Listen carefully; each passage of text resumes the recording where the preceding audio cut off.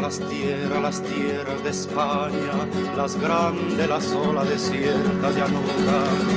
Galopa caballo cuatralbo, jinete del pueblo, que la tierra es tuya.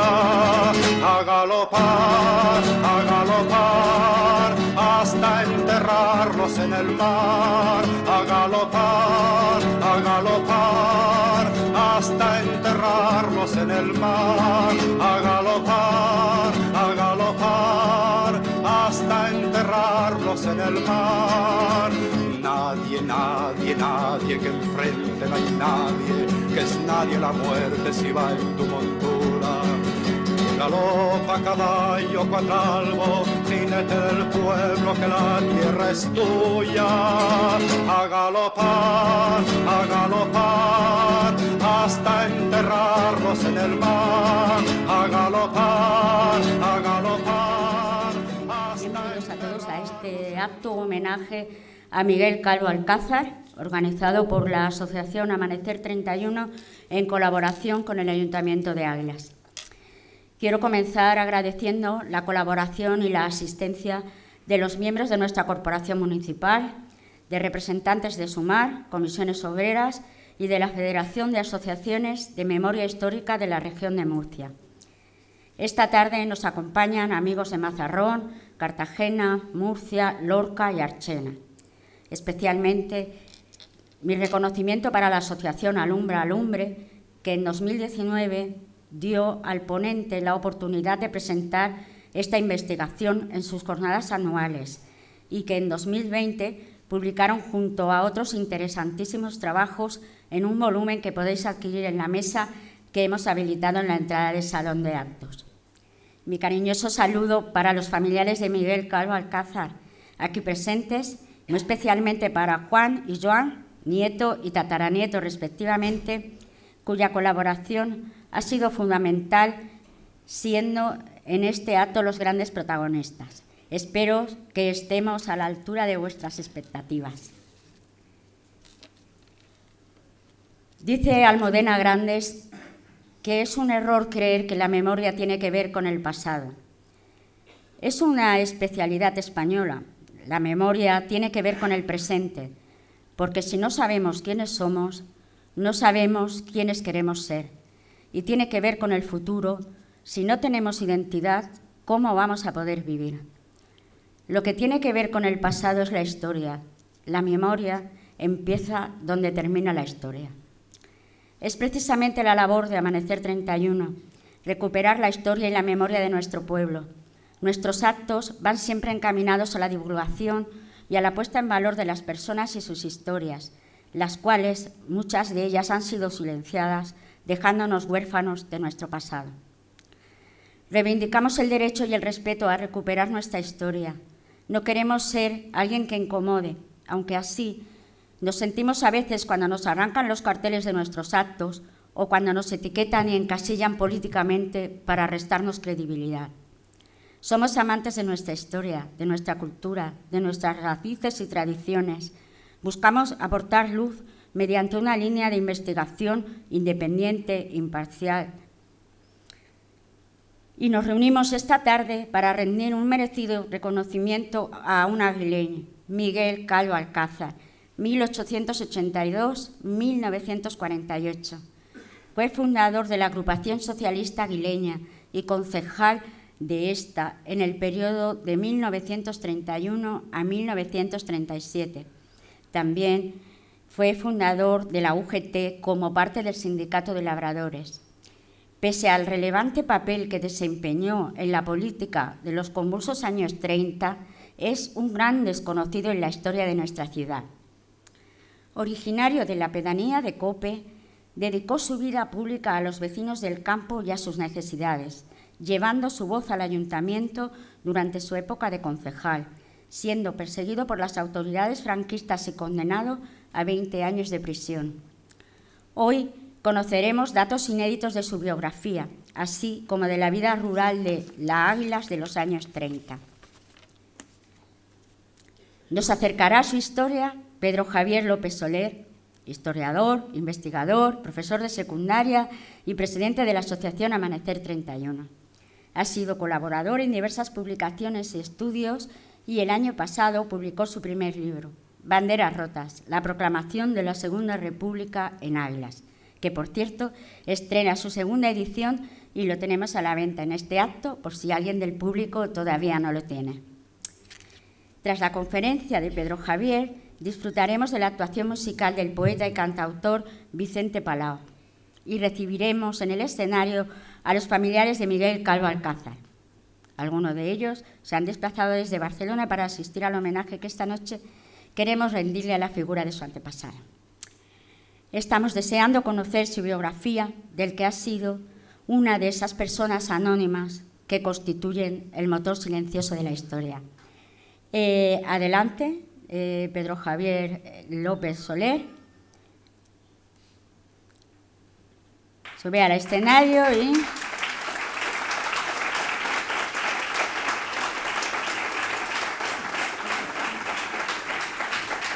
No sé si...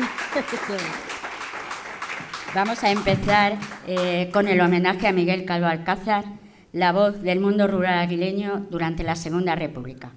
Aquí os dejo con Pedro Javier. Muchas gracias.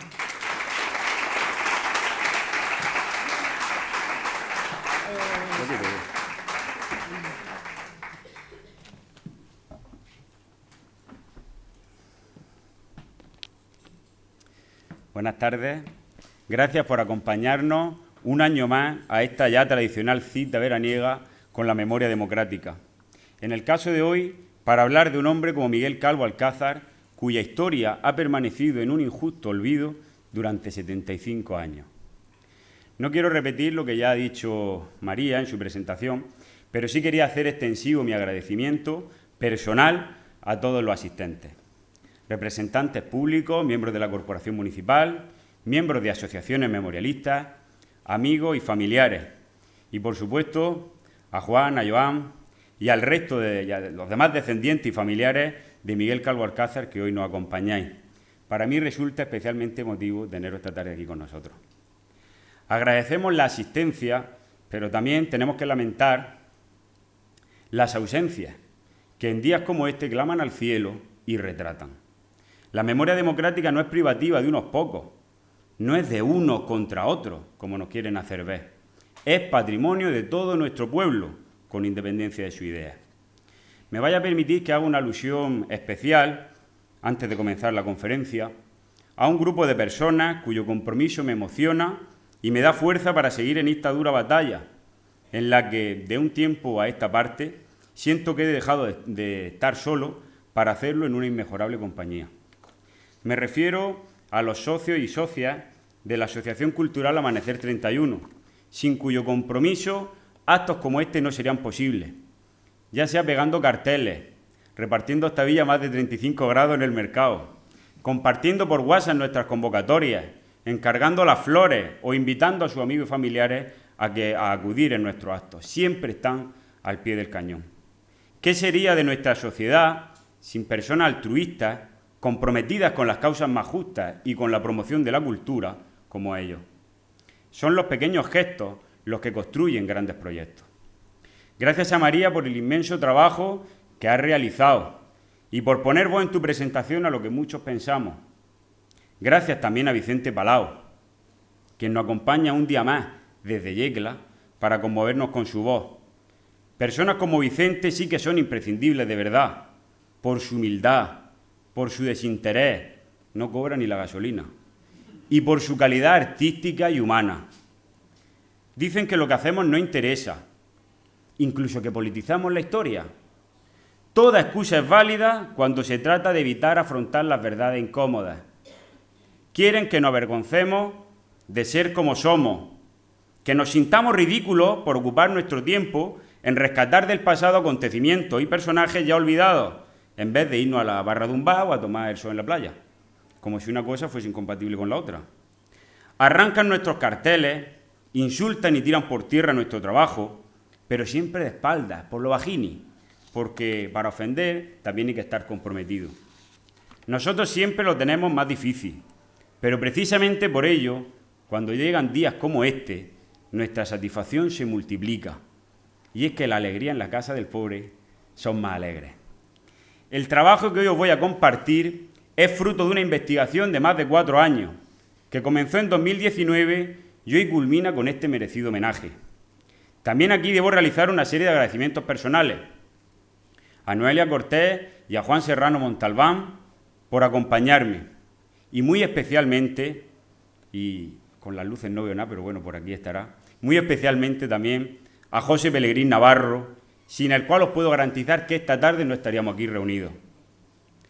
José es un hombre tímido, poco dado a la alabanza, pero no quería dejar pasar la ocasión de poder darte las gracias en público por lo mucho que me apoyas, José. También quiero tener palabras de recuerdo para Vicente Alonso López, más conocido como Vicente el Rula, cuya aportación arrojó luz en los momentos de mayor oscuridad sobre la vida de Miguel Calvo. Sirva esta mención como homenaje a un aguileño, yo diría con una memoria prodigiosa. Y ahora voy a comenzar con la conferencia en sí, que al final la introducción va a acabar siendo más larga.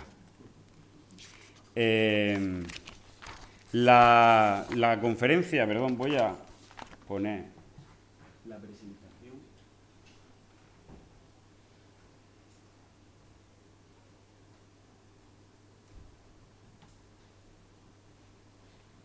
Esto tendría que haberlo hecho al principio, pero con los nervios se me ha olvidado. Bueno, voy a acompañar mi conferencia con unas diapositivas para que de alguna manera pueda seguirse un poco el hilo de lo que voy diciendo con más, bueno, que os pueda resultar más sencillo. La conferencia se titula Miguel Calvo Alcázar, la voz del mundo rural aguileño durante la Segunda República. Y ahora vosotros mismos vais a ver el porqué de ese epíteto de la voz del mundo rural aguileño. La he estructurado en 6 apartados fundamentalmente. Voy a intentar ser lo más breve posible, no enrollarme demasiado, pero bueno, ya me conocéis. Quería, en primer lugar, contaros quién es Miguel Calvo Alcázar, sus orígenes y el porqué. En un día como hoy tenemos que recordarle, hablar acerca de su participación política, del proceso judicial que sufrirá como consecuencia de ella y, finalmente, de su paso por las prisiones franquistas. Decir que este acto no es un acto aislado, sino que forma parte de un proyecto que desde la Asociación Amanecer 31 llevamos desarrollando desde el año 2019. Ese proyecto se llama La Memoria Perdida y lo que busca es recuperar la memoria de quienes protagonizaron la convulsa década de los años 30 en el municipio murciano de Águila. Un proyecto, por tanto, muy localista. De momento son 3 las biografías que se han publicado: la de Ricardo Aullón Paredes, la de Miguel Calvo Alcázar, que es la que vamos a presentar hoy, y la de Juan Mengual Navarro. Si no me equivoco, tanto la de Ricardo como la de Juan se pueden consultar en Internet, están ya en Dialnet. Y esta última, bueno, tenéis ahí el libro, que quien quiera comprarlo merece la pena, porque además de esa investigación incluye otras investigaciones también relacionadas con la guerra civil y la represión franquista en nuestra provincia.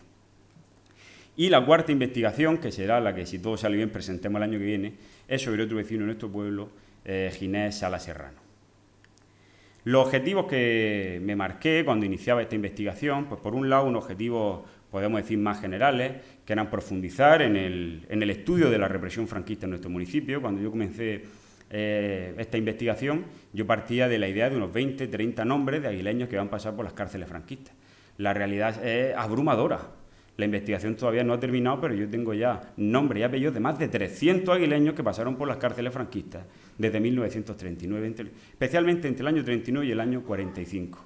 Más de 300 aguileños y, como digo, la investigación dista mucho de verse concluida. Por tanto, el objetivo también es poner cara a esa represión franquista en nuestro pueblo, y en este caso la cara de Miguel Calvo Alcázar. Desentrañar también él, que era una persona que vivía en las pedanías de nuestro municipio, podríamos decir en el mundo rural aguileño, pues desentrañar qué implicación tuvo la Segunda República en nuestro campo. Porque cuando se habla de la República, pues muchas veces hacemos referencia o hacemos alusión a las grandes ciudades, a los enclaves urbanos, pero es que en las aldeas, en las diputaciones rurales, en el mundo rural, también hubo, por supuesto, un conflicto y una lucha de clases también que se estaba desarrollando, una tensión política y social, en algunos casos incluso con más intensidad que la que se vivía en las propias ciudades. Y, en tercer lugar, indagar en el papel desempeñado por el movimiento socialista, o más propiamente en este caso, el movimiento campesino, durante la Segunda República en Águila. Y luego, por supuesto, pues claro está, recuperar del olvido la memoria de una persona que no aparece ni al pie de página en ningún libro de historia. Y esto es algo curioso, porque yo al principio, cuando empecé a investigar, sinceramente pensaba que no iba a encontrar prácticamente nada. Digo, pues una persona pues que fue concejal, tampoco creo yo que no sabía el papel y la trascendencia que había empezado a jugar, porque es que ningún autor, ningún historiador se había detenido a estudiarlo. No aparece en ninguno de los libros que sobre la guerra civil hizo Luis Díaz Martínez, no aparece tampoco en el libro que el Partido Socialista, la agrupación, hizo creo que con el 70-80 aniversario de su fundación. Por tanto, era una figura que había permanecido en el olvido, ya prácticamente en el anonimato, y que aproximarme a ella ha sido desvelar una serie de acontecimientos y ver también lo que decíamos al principio, cómo esa Segunda República cómo es recibida en el campo y cómo llega a transformar y de qué manera la vida de quien allí vive.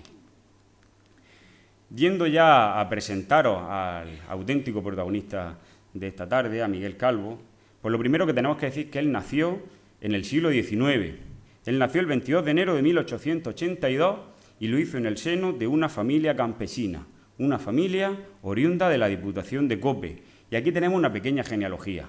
Su padre, Miguel Calvo López, su madre, Dolores Alcázar Jiménez, ambos campesinos, como digo, de la Marina de Cope. Miguel, su familia, pertenecía eran conocidos como los pigüeses o los pigueses. Yo lo he encontrado de las dos formas en la documentación, que a mí me han dicho que es pigüé, ¿no? Los pigüeses. En la Diputación de Cope había el apellido Calvo, en ese momento estaba muy extendido, de tal manera que había como 3 familias distintas con el mismo apellido, con sus respectivas descendencias: los jarapos, los pigüeses y los pintados. Cuando hablamos de Miguel Calvo estamos hablando de los calvos pigüeses. Miguel Calvo siempre residió en las Diputaciones Rurales de Águila. Es una persona que nació en Cope, desarrolló toda su vida en Cope y fue allí donde falleció. Aquí tenéis una tabla en la que se indican los distintos domicilios en los que en los padrones municipales de esos años, de 1895, 1905, 1910, aparece Miguel Calvo. Y como vais a observar, siempre está en la Diputación de Cope y en algunos de ellos se especifica más concretamente Rincón de la Casa Grande, de la que hablaremos posteriormente. Por tanto, estamos hablando de una persona de la Marina de toda la vida. El 21 de enero de 1906 contrajo matrimonio con Matilde Hernández Jiménez, quien sería su compañera de vida y un gran apoyo en los difíciles momentos. Con ella, como hemos visto antes, Miguel tuvo 5 hijos. Miguel, Dolores, Ana, José y Domingo, si no me equivoco. Y luego, por otra parte, otra cosa que debemos señalar de su biografía es su vinculación con la tierra, su vinculación con ese mundo rural desde el punto de vista profesional. Miguel Calvo era un agricultor.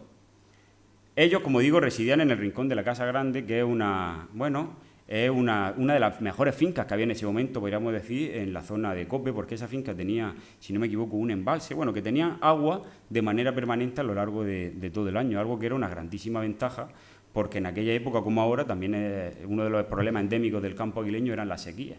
Entonces, claro, poder tener acceso a agua durante prácticamente todo el año supone una grandísima ventaja para poder tener los huertos en producción. Y en un momento donde estábamos hablando de una agricultura prácticamente de subsistencia, pues poder tener tu huerto siempre disponible, pues ofrece, podemos decir que era una persona, pues en comparación con el resto de sus vecinos, que estaba un poquito más acomodado.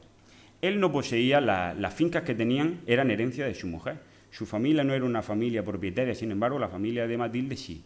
Ella lo heredó y esas fueron las fincas en las que ellos luego, posteriormente, pues trabajaron. Conocemos muy poco acerca de la vida personal de Miguel, muy poco acontecimiento. Sin embargo, hay uno posiblemente de los más dramáticos de toda su vida, que ese sí que ha trascendido. Y estamos hablando del suicidio de su hijo, de su primogénito, de Miguel. Esta noticia, como digo, que forma parte del ámbito privado de su vida, sin embargo sí que fue pública, porque para toda la prensa regional, las tres principales cabeceras que había en la provincia de Murcia, El Liberal, La Verdad y Levante Agrario, las tres se hacen eco de este suceso. Miguel Calvo Hernández se suicidó en la mañana del 10 de julio de 1932. ¿Qué pudo llevar a una persona de 23 años a quitarse la vida? Aquí tenéis un pequeño extracto de lo que decía la noticia del periódico La Verdad, que textualmente escribieron. Una pareja de la Guardia Civil que prestaba servicio en el campo, al llegar al punto denominado Rincón de la Casa Grande, encontró colgado de una higuera el cadáver de un hombre. Avisados los vecinos de las inmediaciones, reconocieron a Miguel Calvo Alcázar, 23 años de edad. ¿Cuáles fueron las motivaciones? Esta, desde luego, ha sido una de las grandes dudas que yo me planteé a lo largo de la investigación, porque obviamente, ¿cómo vamos a poder nosotros llegar a conocer una cosa así? Me han llegado a contar dos historias que yo voy a compartir con vosotros. La primera de ellas indicaba que Miguel padecía una enfermedad para la que no encontraban cura. Él estuvo visitando a distintos médicos del pueblo. De hecho, eso aparece reflejado en la noticia del periódico La Verdad, que él estaba enfermo. Estuvo visitando a distintos médicos del pueblo, incluso también a santeros, algo así como santeros, que vivían en la zona de Cope, intentando encontrar remedio a su enfermedad. Y a mí me contaba precisamente Vicente el Rula, que a su vez a él le habían contado, que él iba con una soga, tejiendo una soga, día, tejiendo una soga. Así hasta que decían que la terminó y fue con la que se colgó en la higuera. Esa es una de las historias que a mí me contaron. Hay otra que también muestra hasta qué punto llegamos, hasta qué punto era tan conservadora la sociedad del momento en la que vivieron. Y es que esa historia involucra también a su pareja, a su novia, Francisca López Alcázar. Según esa historia, ella estaba embarazada, no se habían casado y ya os podéis imaginar el problema que esto suponía. Una grandísima deshonra para la familia y una vergüenza. Y eso en una sociedad tan conservadora. Y yo me imagino que también él, teniendo en cuenta que su padre ya en ese momento era concejal, pues tuvo que suponer una presión enorme para ambos. Y bueno, si a ello le sumamos que él estaba enfermo, pues pudo ser eso lo que hiciese que finalmente tomase esa fatídica decisión. El caso es que las tragedias, como se suele decir, no vienen solas. Y pocos días después de la muerte de Miguel y de su entierro, su novia también se quita la vida. En nuestro cementerio, en el nicho donde descansa Francisca, aparece la foto de ambos juntos, que es precisamente la fotografía que aquí los muestro. Una historia, desde luego, trágica y que tuvo que ser uno de los grandes golpes que Miguel Calvo se llevó en su vida. Como digo, son pocas las noticias que tenemos acerca de su vida personal y esta, pues bueno, ya nos da cuenta de, pues eso, de uno de los trances más difíciles por los que tuvo que pasar. Para entender un poco la figura de Miguel Calvo tenemos que ver cuál era el contexto que nos encontramos en la Diputación de Cope en ese momento y por eso he puesto ahí una serie de datos que voy a comentar muy brevemente. Lo que tenéis a la izquierda es la pirámide de población de Cope de 1930 de acuerdo a los datos del padrón municipal. Ahí lo tenéis. Es una pirámide que muestra un desarrollo de países, por ejemplo, hoy que diríamos del tercer mundo, en países en vías de desarrollo. La esperanza de vida es muy baja, la mortalidad es alta y la natalidad es igualmente alta. Familias con 5, 6, 8, muchísimos hijos. Mortalidad infantil también igualmente alta. Ahí, si os fijáis, bueno, veis los picos. Como poco a poco, conforme van creciendo más edad, hay mucha menos gente. Una sociedad, por tanto, donde una persona cuando cumple prácticamente, llegaba a lo que sería la edad adulta, pues 50 años, pues era ya considerado prácticamente como un anciano. Y luego otros indicadores que también nos ayudan a comprender cuál era la realidad social de la pedanía. Por un lado, el 98% de los trabajadores eran empleados en el sector primario. 228 individuos de 234. Los otros son 2 carabineros, un comerciante, 2 maestros y una sirvienta. En el caso de las mujeres, bueno, eso es difícil saber exactamente a qué se dedicaban porque directamente no le era reconocido en ese momento el trabajo que realizaban. O sea, completamente invisibilizado. En todas las mujeres le aparece siempre lo mismo, sus labores. Ocupación laboral, sus labores. No se les reconocía, muchas de ellas, por supuesto, eran jornaleras al igual que sus maridos, pero, en fin, cosas de aquella época. Luego, el 65% de esa gente que trabajaba, de esa gente que sí está reconocida, la población activa, eran jornaleros. Es decir, gente que trabaja en fincas de otras personas por periodos de tiempo muy determinados, muy concretos. Pues en estas 2 semanas o en este mes tenemos trabajo, luego no. Entonces era gente que una vez no tenía trabajo en el campo, en la ciudad podían encontrar trabajo pues cargando y descargando en el muelle o en las fábricas de esparto, en fin, intentaban encontrar otra serie de pequeños trabajos con los que poder salir adelante en el tiempo en lo que no tenían trabajo en la agricultura. Esto daos cuenta lo que supone, porque cuando veamos los momentos de sequía en los que las tierras están productivas no va a haber trabajo. y si estamos hablando de que el 65% dependen de un jornal diario, imaginaos el drama que se vivía en ese momento. Los datos de analfabetismo en Águilas son del 50% en 1930 en varones y más del 60% en mujeres. Si nos vamos a la Diputación de Cope, podemos estar hablando 70, 80%. Tremendo. Y luego la edad promedio no llega a los 26 años, lo que da una idea también de la corta esperanza de vida que había en el municipio, o sea, en la pedanía, perdón. En las décadas de 1920 y 1930 en Cope van a estar marcadas por la sequía. ¿La sequía qué provoca? Baja productividad agrícola. Si hay una baja productividad agrícola, tenemos escasez de alimentos. Si hay escasez de alimentos, llegamos a crisis sociales porque simplemente no hay que comer.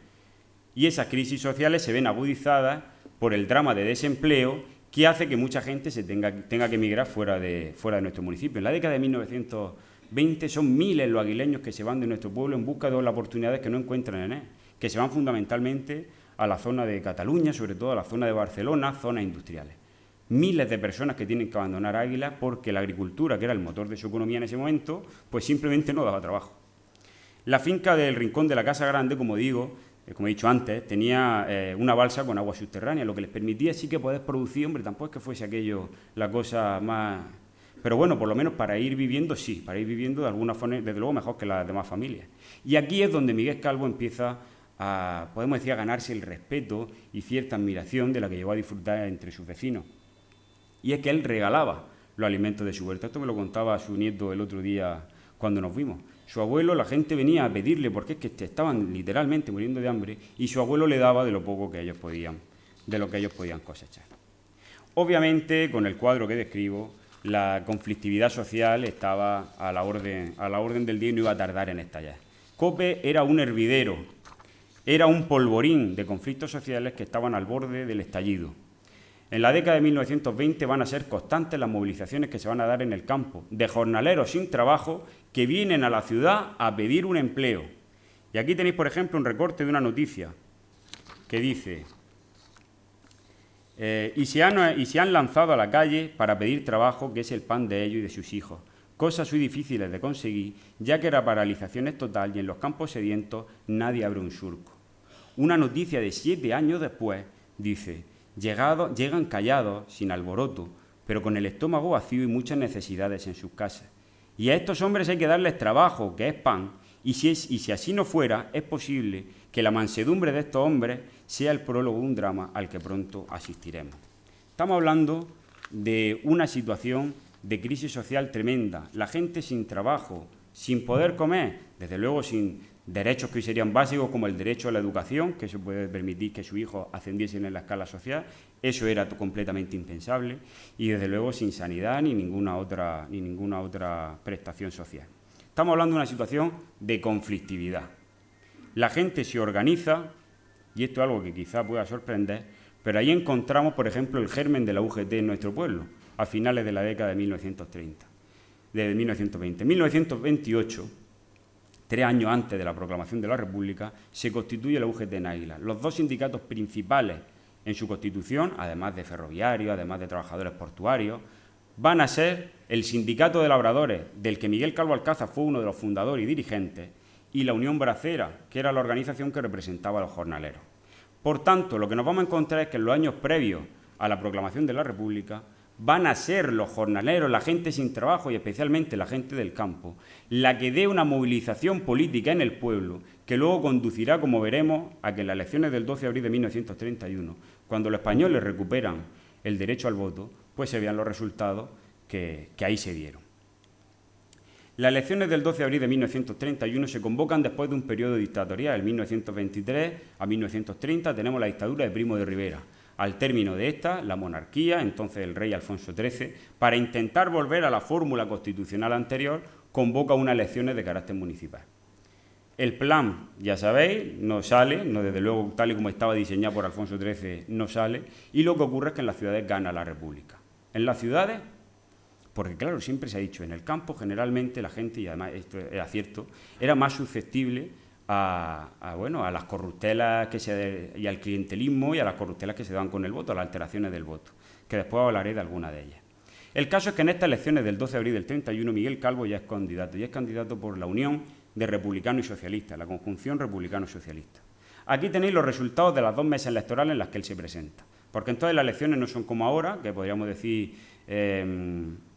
tú votas al partido y tantos votos tiene ese partido, tantos concejales tiene. Entonces eran listas abiertas, divididas en distritos. El pueblo estaba dividido en 4 distritos, en cada distrito había candidatos de los distintos partidos, los más votados eran los que representaban a ese distrito. Pues aquí tenéis el distrito rural. En el distrito rural, como digo, hay varias corruptelas que os voy a comentar, varios intentos de alguna manera de manipular el voto. Por un lado, ¿cómo puede ser que un colegio electoral esté en el cortijo Villa Marta, que era el cortijo de la familia del anterior alcalde de la monarquía?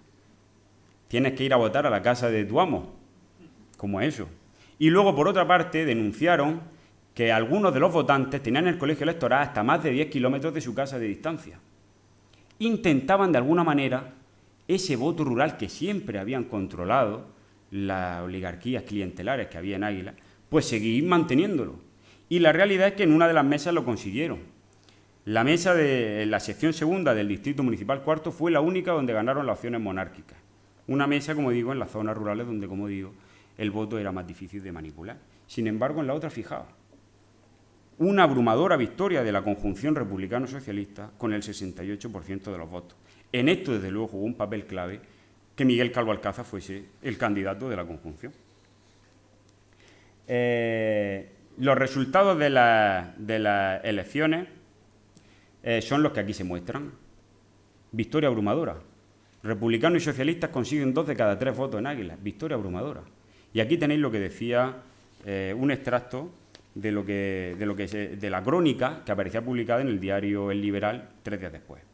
En el pueblo y en el campo, en los de arriba y en los de abajo, todos se pronunciaron en favor de la candidatura republicano-socialista, y así se explica que de 22 concejales que elige este pueblo hayan triunfado 15 republicanos y socialistas, los mismos que la conjunción presentaba. Es decir, la victoria fue abrumadora y la composición que se da del ayuntamiento era de 7 concejales monárquicos, 7 socialistas y 8 republicanos. Como he dicho antes, la victoria fue en 9 de las 10 mesas electorales, y luego esto además unido al hecho de que, por supuesto, en las principales ciudades del país, 43 de las 52, las opciones republicanas fuesen las más votadas, esto evidenciaba que la monarquía no contaba ya con el respaldo del pueblo, y fue lo que precipitó la huida de Alfonso XIII por el puesto de Cartagena y que 2 días después se proclamase la Segunda República.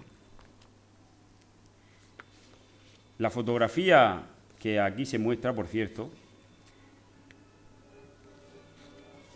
la fotografía que se muestra es del balcón del Ayuntamiento de Águila. Es la única fotografía que, por lo menos, se tiene constancia del momento en que se proclama la República en nuestro pueblo.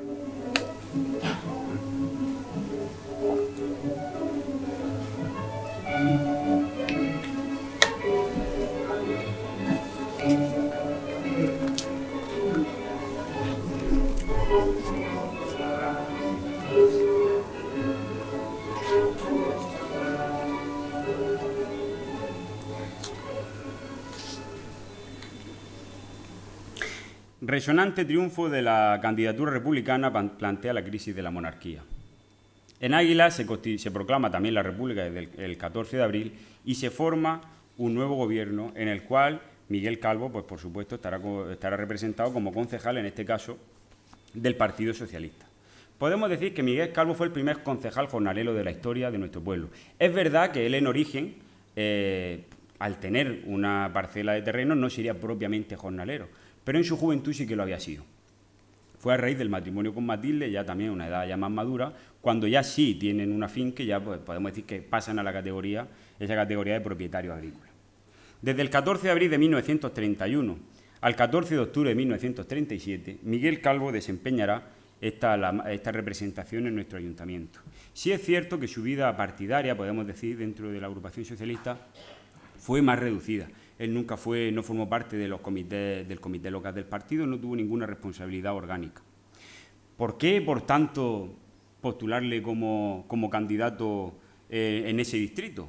Pues 2 razones fundamentalmente. Por un lado, la influencia que tenía entre los jornaleros, por el respeto que se había ganado entre ellos por la labor pues casi filantrópica que realizaba, y por otro lado también por esa consideración que había llegado a a tener entre sus iguales por su liderazgo en el sindicato de labradores.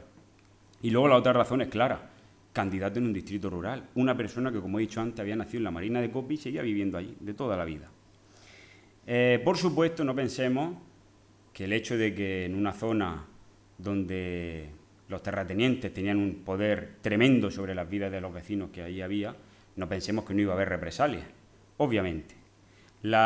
Muchos de esos terratenientes, muchos de esos dueños de las fincas, despidieron en masa a los jornaleros que en ellas trabajaban, a los pocos días de proclamarse la República, como represalia, como castigo, por haberse equivocado votando, por haber votado a la candidatura republicano-socialista. Y aquí tenéis lo que se dice en un pleno del ayuntamiento. Si es grave por alcance, lo es más por su fundamento, que no tiene otro que la venganza política, ya que tiene entendido que los despidos no tienen más causa que el haber votado los labradores a los concejales que hoy se sientan en los escaños. Esto nos da una idea de la tensión social que se va a vivir en la Diputación de Cope en estos años.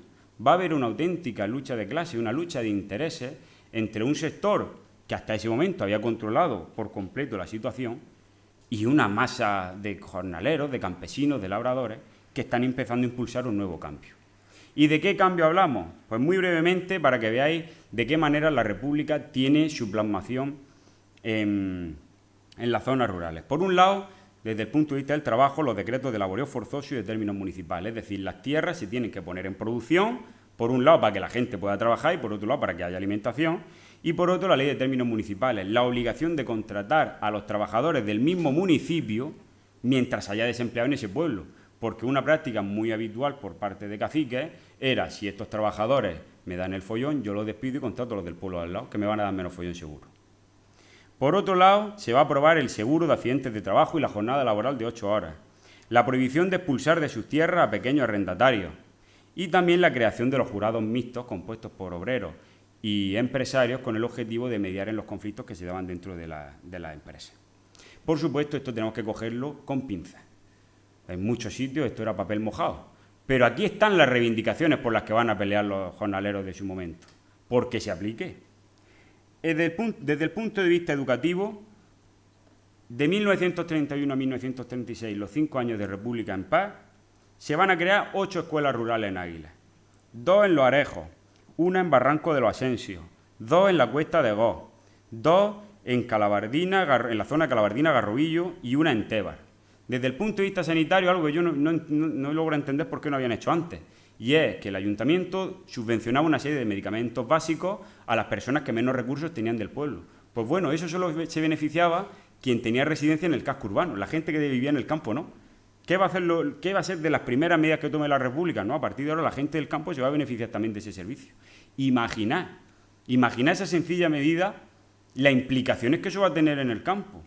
En un campo donde la medicina brillaba por su ausencia, donde que el médico fuese a tu casa era un lujo que muchos no podían permitirse, al igual que viajar a visitar al médico. Zonas donde los santeros era muchas veces lo más habitual cuando uno tenía algún tipo de malestar o de molestia. Y luego también en cuanto a las comunicaciones, se va a promocionar obra pública a través de la reparación de carreteras y la construcción de nuevos caminos vecinales, que va a dar trabajo a muchos de esos jornaleros desempleados. Miguel Calvo Alcázar, en sus intervenciones en los distintos plenos municipales, todas van a estar vinculadas al mundo rural, ya sea para hablar de la crisis de trabajo, de las escuelas rurales, de esas comunicaciones de las que hemos estado hablando. Y aquí tenéis algunos extractos, leo algunos. El señor Calvo comunica que los maestros de la escuela de la Cuesta de Goz le han dado el encargo que por el ayuntamiento se le mande un cuadro de la matrona de la República para colocarlo en dicha escuela. O a propuesta del señor Calvo se acuerda pedir a la excelentísima Diputación Provincial o a Obras Públicas que a la mayor brevedad posible se proceda a la reparación de la carretera de Mazarrón a Águilas, que se encuentra intransitable en algunos puntos a consecuencia de las recientes lluvias que han ocasionado grandes desperfectos en algunos sitios. ¿Cómo era posible que este hombre tuviese un conocimiento tan amplio de lo que pasaba en el campo? Por un lado, porque él vive ahí, y por otro lado, porque había una organización social tremenda. La Unión General de Trabajadores, a través del Sindicato de Labradores, va a penetrar en el mundo rural aguileño. En las diputaciones de Tébar vamos a encontrar una organización de la UGT fuerte que va a organizar a los labradores de la zona. En la zona de lo que sería toda la Marina, también vamos a encontrar a la UGT, en la zona del Cocón también. En la Cuesta de Goz va a ser la CNT, el sindicato anarquista, al igual que en Calabardina y al igual que también en Los Arejos.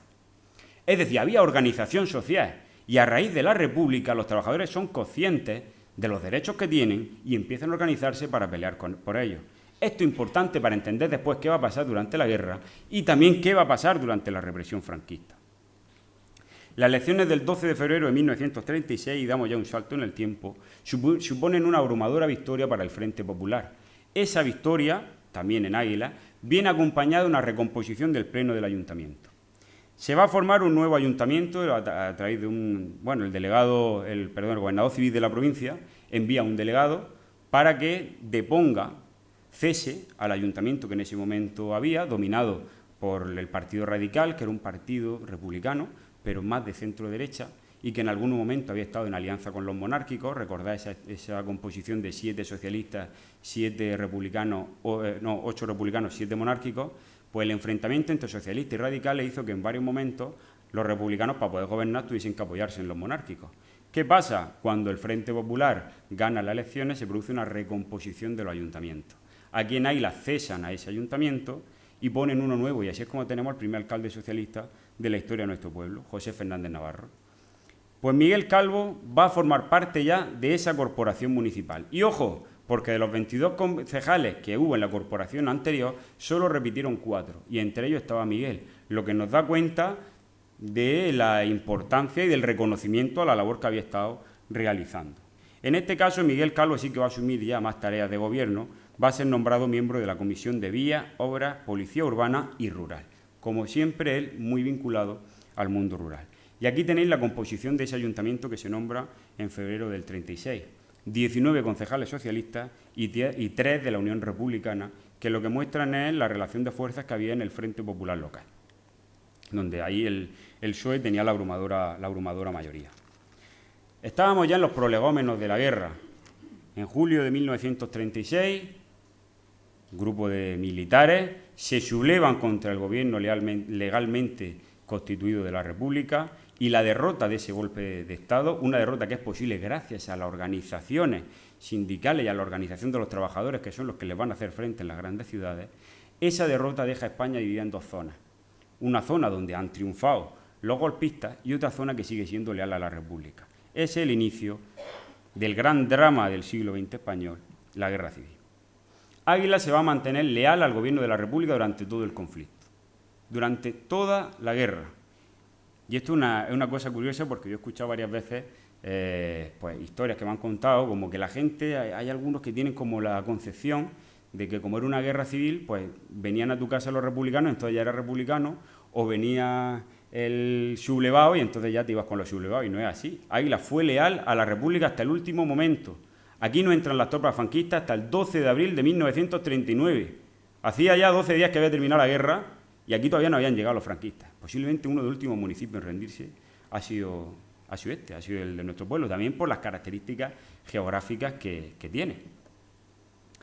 En Águilas, como digo, se mantuvo fiel a la República, por tanto, la gente que eran movilizadas por las quintas siempre lo hicieron en favor de la República, ya fuese gente de derecha, ya fuese gente de izquierda, más convencidos, menos convencidos, daba lo mismo. La gente que movilizaba fue a favor de la República.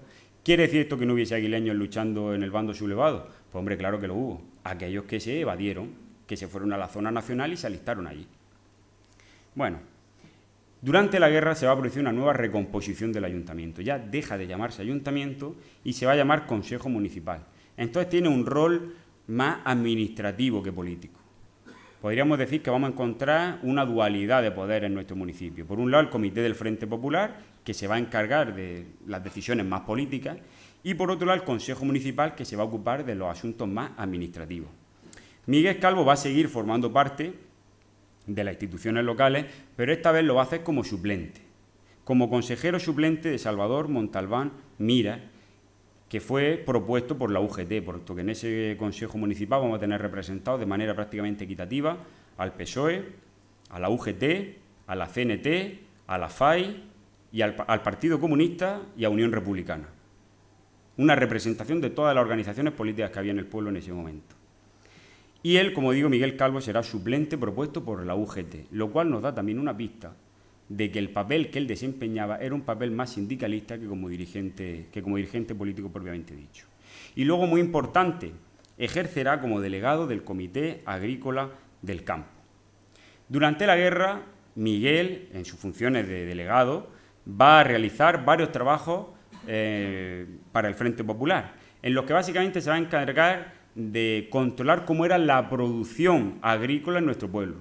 Claro, ¿quién mejor que una persona cuyos padres, abuelos, bisabuelos, tatarabuelos llevan viviendo de la tierra toda la vida, que un hombre, ya además de su experiencia, estamos hablando ya una persona que en aquel momento tenía ya más de 50 años, alguien que conoce de verdad la agricultura, pues quién mejor que él para ir controlando cómo era la producción en las distintas fincas de nuestro municipio, con el objetivo, fijaos la responsabilidad que tenía, de que no se diesen crisis alimenticia en Águilas, de que hubiese abastecimiento suficiente para que la gente no se muriese de hambre, y eso en unas condiciones de una guerra civil, donde los jóvenes están en el frente y donde quienes prácticamente se van a encargar de esas labores, gente sobre todo ya pues más mayor. Y aquí tenéis algunos extractos también que hablan de la labor que realizaba. Pues factura de Miguel Calvo por viaje a consecuencia de la comprobación de estadística de producción, recibo de Miguel Calvo por su servicio realizado en el campo en la investigación de varias fincas por orden de la Comisión de Policía Rural. Esa va a ser la función que él va a desempeñar. Como vocal del Comité Agrícola del Frente Popular, va a intervenir también en un hecho que va a ser polémico, en la compra y en la incautación de recursos de primera necesidad en el medio rural. ¿Qué pueden ser recursos de primera necesidad? Pues desde fincas que no estaban en producción, expropiarlas para entregar a los jornaleros y que ellos se pongan a trabajarlas, grano, algunos almacenes que estaban repletos de grano, incautar ese grano para repartirlo entre la gente, o incluso carros y caballos que se repartían pues para que la gente pudiese seguir trabajando. Él contaba que habían sido incautadas en Águilas él daba la cifra exacta, 2.304 fanegas de cebada. ¿Cómo se producían esas incautaciones? Pues simplemente ellos atestiguaban que había una finca donde había ese excedente, porque claro, aquí había un problema también durante la Guerra Civil, que era el de los acaparadores. Gente que teniendo muchos recursos en su posesión, ¿qué hacía? Pues yo, por ejemplo, vamos a pensar que yo fuese un acaparador. Pues yo tengo un almacén lleno de grano. Pues bueno, yo voy a esperarme que el grano suba de precio, entonces lo voy a vender. Claro, eso que generaba un desabastecimiento en la población tremendo. Una de las grandes labores en la retaguardia, es decir, en la zona donde no hay conflicto militar, donde no hay batalla, caso por ejemplo la provincia de Murcia, va a ser garantizar el abastecimiento económico y que la gente pues, no se muera de hambre. Por tanto, cuando ellos tenían constancia de que había una finca donde se estaba haciendo eso, pues lo que hacían era llegar, incautar, le daban una cantidad generalmente al dueño de esa cebada, se le pagaba esa cantidad y luego eso se reparte. Aquí se describe, por ejemplo, un caso en el que no lo voy a leer porque tampoco quiero enrollarme demasiado, pero en el que Miguel Calvo, que es lo que decía, cuando llegaba y encontraba 474 cebadas. 474 cebadas en la finca, en una finca de Matalentisco, de un tal Alfonso Díaz Toledo. Esta persona, quedaros con ese nombre porque después va a aparecer también. Alfonso Díaz Toledo era un hombre natural de Pliego que tenía varios negocios en Águilas. Por un lado tenía una finca muy importante en Matalentisco y por otro lado, durante un tiempo, fue también la persona encargada de los arbitrios municipales. Es decir, el ayuntamiento, que no tenía capacidad de cobrar los impuestos, los sacaba, podríamos decir, los privatizaba de alguna manera, los sacaba a concurso público y al mejor postor se lo quedaba. Pues este hombre llegó a conseguir un contrato en 1930 tremendo, o sea, completamente a su favor, que cuando la República es proclamada y entran, por tanto, un nuevo equipo de gobierno, republicano y socialista, se echan las manos a la cabeza, pues estaban viendo de la barbaridad del acuerdo que se había alcanzado con este hombre. Un acuerdo tremendamente abusivo y lesivo para los intereses del pueblo. ¿Qué es lo que hacen? A propuesta de la minoría socialista, rescindir el contrato. Golpe económico que se llevó a Alfonso Díaz Toledo. Si a eso le sumamos que este hombre era también acaparador y que tenía 474 fanegas y que Miguel Calvo incauta esas fanegas, las reparte, primero les pregunta a los labradores que ahí viven en la finca cuántas fanegas necesitan ellos de cebada para poder producir su huerto y poder garantizar su sustento. Les da lo que les pide. Y luego reparte el resto entre el resto de campesinos de la zona de los alrededores que estaban famélicos, que estaban muertos de hambre. Ese era, por tanto, para que entendáis un poco el modus operandi que se tenía con estas incautaciones. El objetivo era garantizar, pues eso, que la gente pudiese seguir viviendo en unas condiciones lo más dignas posible y ello teniendo en cuenta el contexto de la guerra. Cuando termina la guerra civil, lo que viene en muchos casos es descrito incluso como algo peor. Claro, tenéis que tener en cuenta que Águilas no fue un pueblo especialmente castigado por la guerra, sí que hubo los bombardeos de los veranos de 1938, pero no hubo batalla en nuestro pueblo. No hubo nunca un intercambio de disparos entre un bando y otro, no. Entonces, claro, lo que vino después, la represión, la violencia que ello acompañó, en muchos casos es descrito como algo mucho peor que la propia guerra. El fin de la guerra supone el castigo para los vencidos.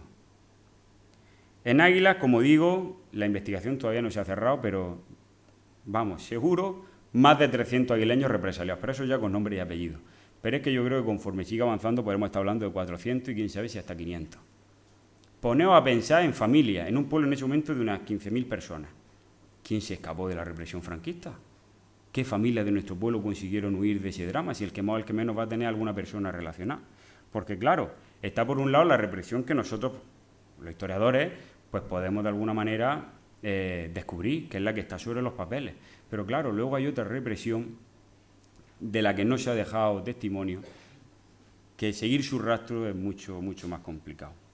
El caso es que el final de la guerra supone el exilio para decenas, centenares de aguileños, muchos de los cuales se van a Argelia, como José Antonio Moreno, Juan Carrillo el Campanero, Adrúa el Guerrero Salas.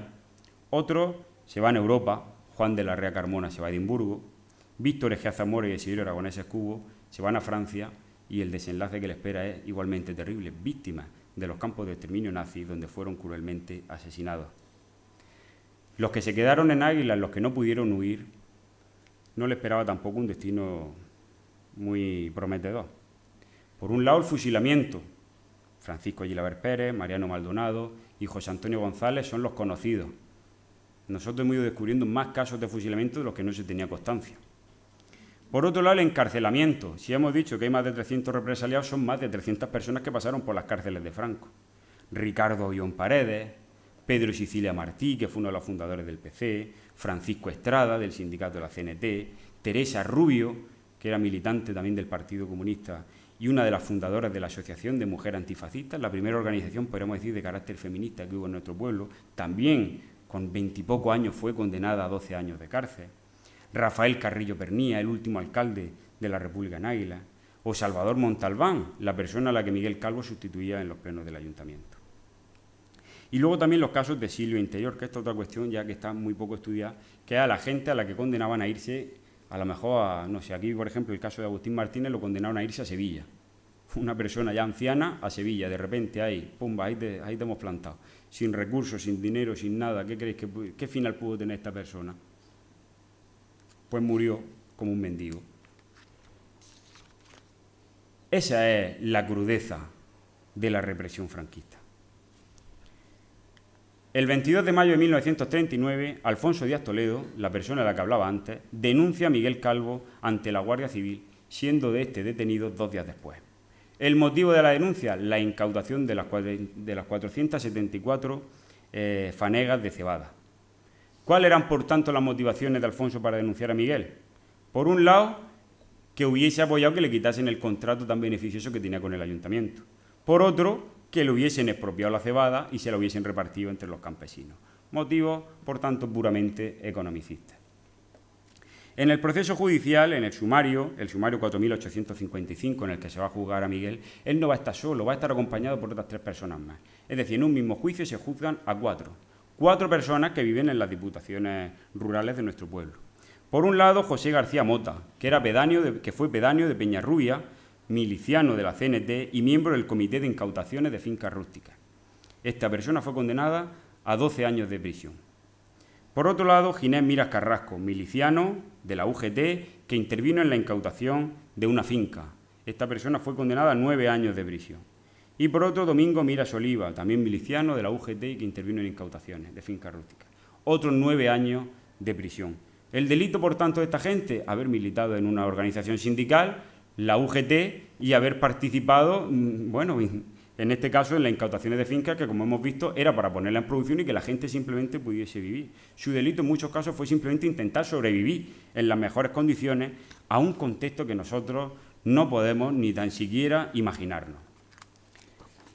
Miguel Calvo, la condena que pesa sobre Miguel Calvo fue la más dura de la impuesta por ese tribunal.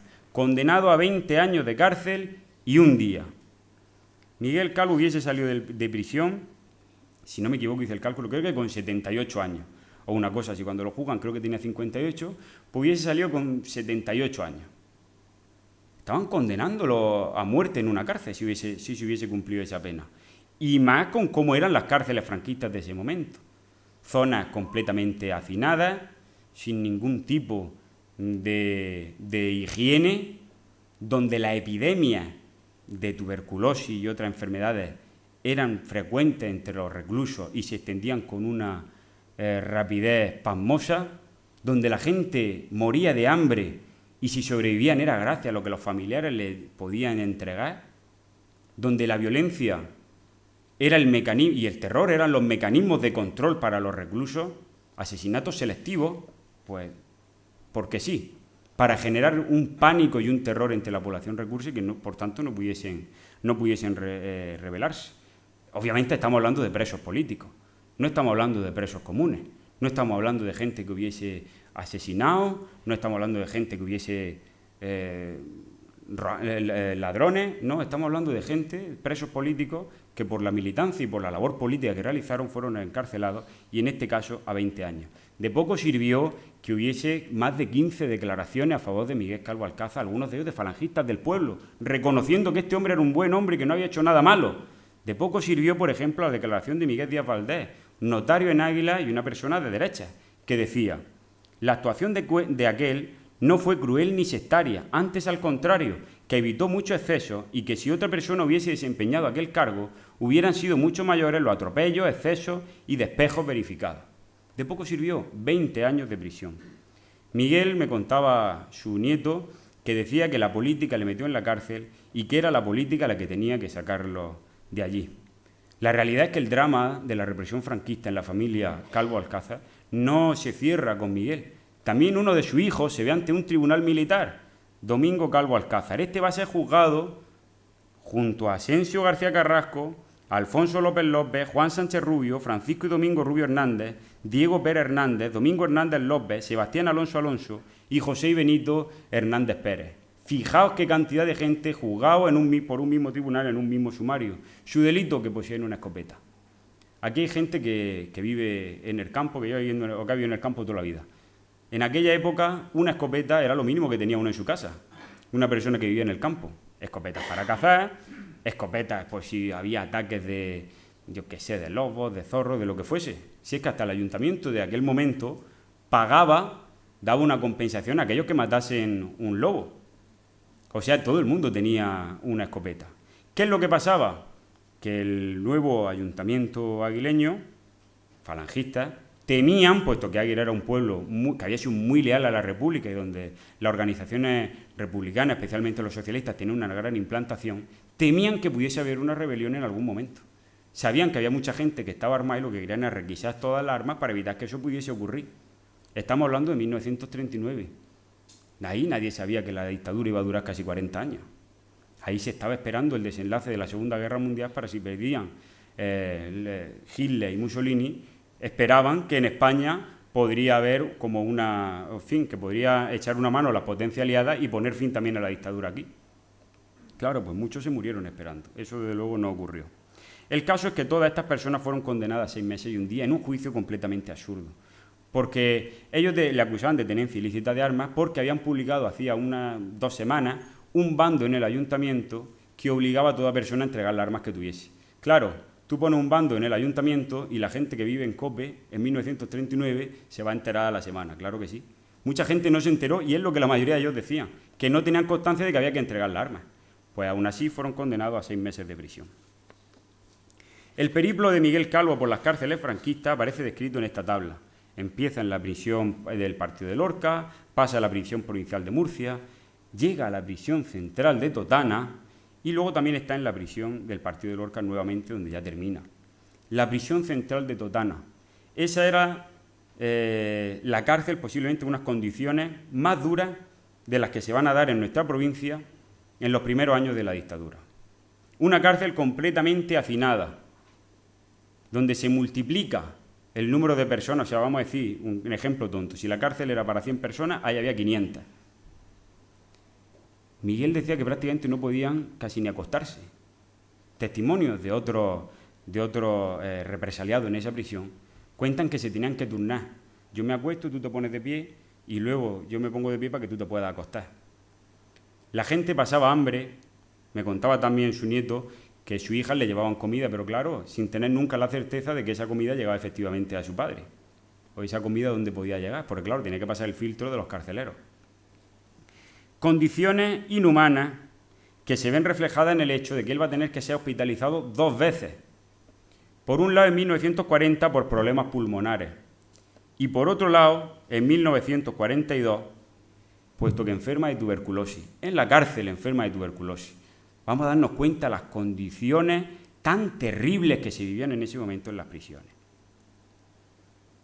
Finalmente, a él se le va a conceder la libertad provisional en 1943, dado el delicado estado de salud. No penséis que esto es algo de... No, es porque veían que se iba a morir en la cárcel.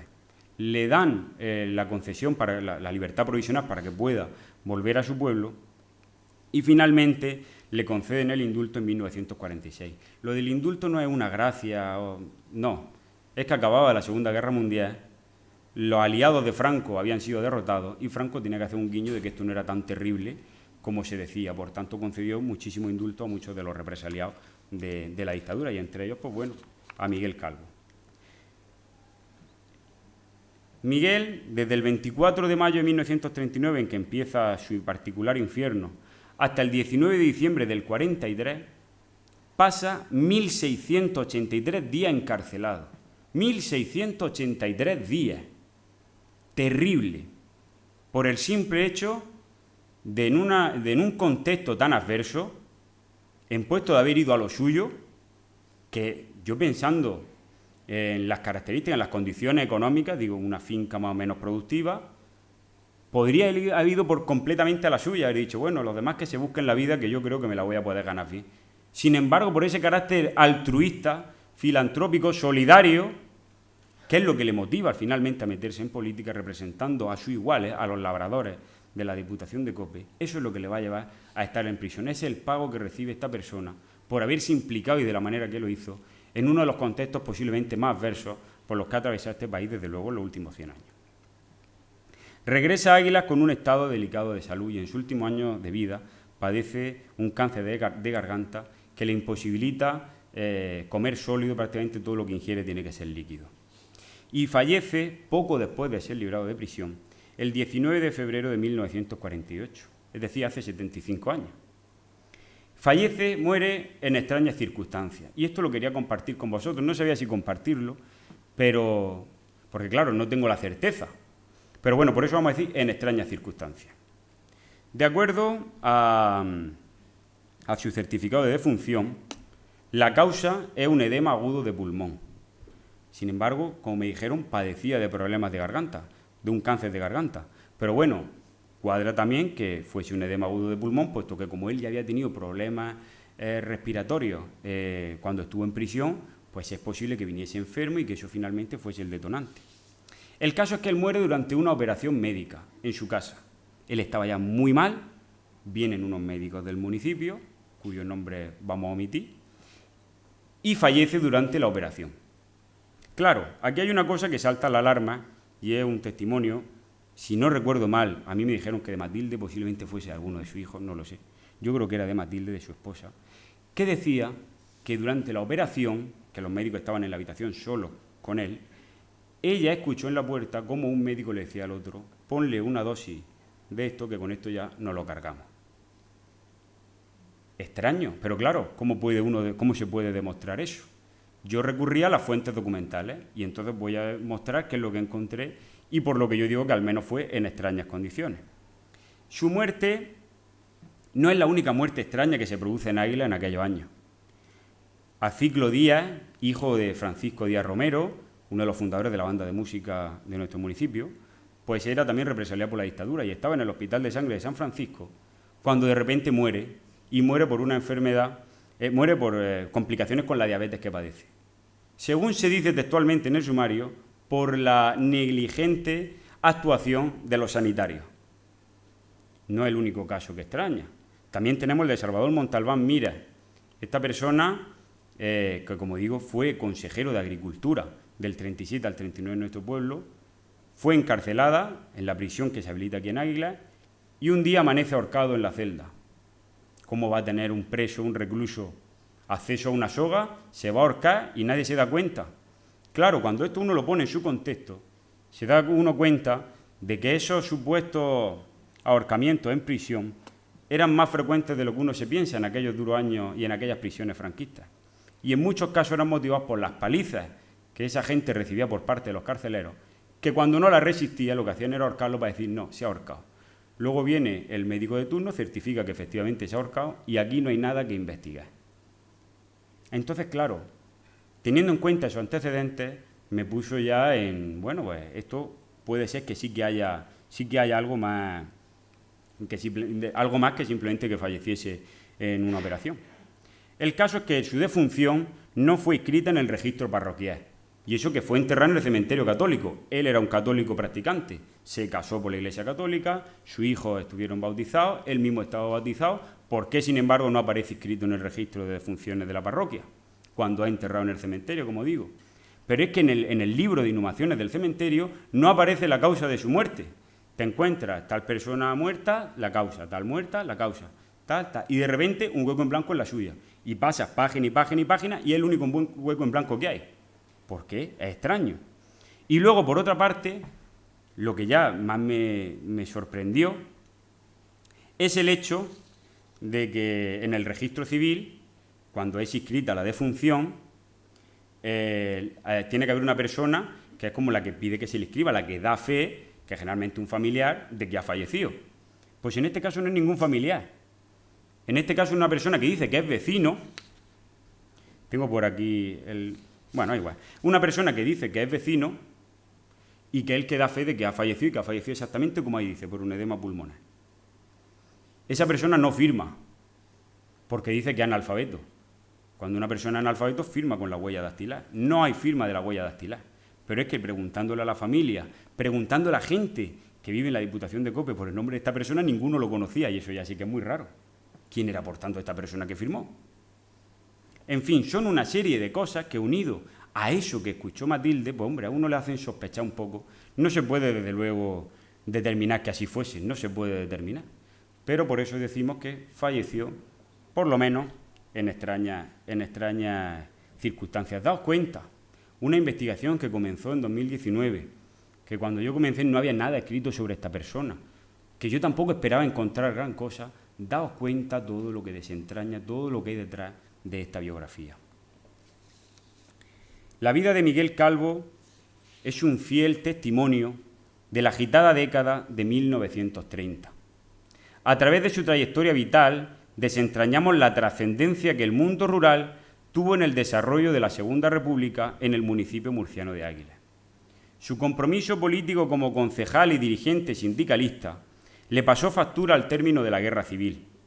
Acusado de incautar 474 fanegas de trigo para repartirla entre los campesinos sin recursos, fue procesado por los tribunales franquistas y condenado a 20 años de prisión, de los cuales cumplió más de 4. Al honrar la memoria de Miguel Calvo Alcázar, reconocemos también el valor de otros tantos aguileños de nuestras diputaciones rurales que en el peor de los escenarios posibles dieron la cara, se comprometieron y tomaron partido por la democracia.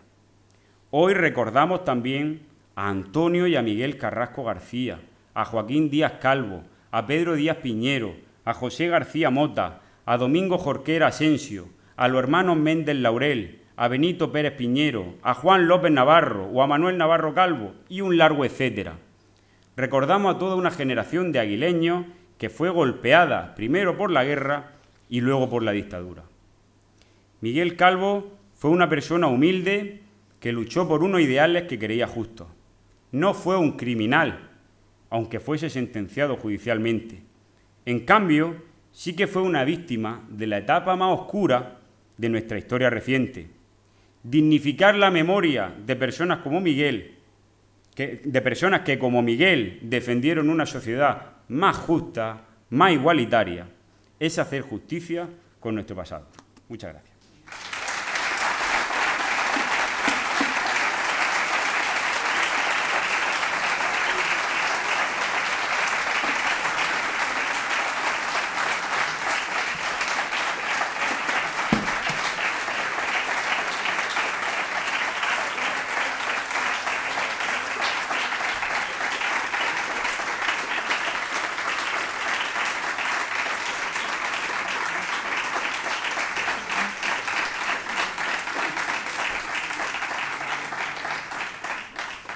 Espero no haberme enrollado demasiado. Yo le he pasado regular, porque tengo un calor aquí que no os podéis ni imaginar con la... Y bueno, ahora llega, yo diría, pues la parte más bonita del acto. Ya conocemos un poco quién fue Miguel Calvo Alcázar. Yo creo que ya no quedan dudas de por qué tenemos que reivindicar figuras como la suya. Y ahora llega el momento de enternecernos, de emocionarnos. Y para eso pues contamos un año más con Vicente Palao, poeta, cantautor y una persona, como he dicho antes, de una calidad artística y humana extraordinaria. Así que, Vicente, cuando quieras.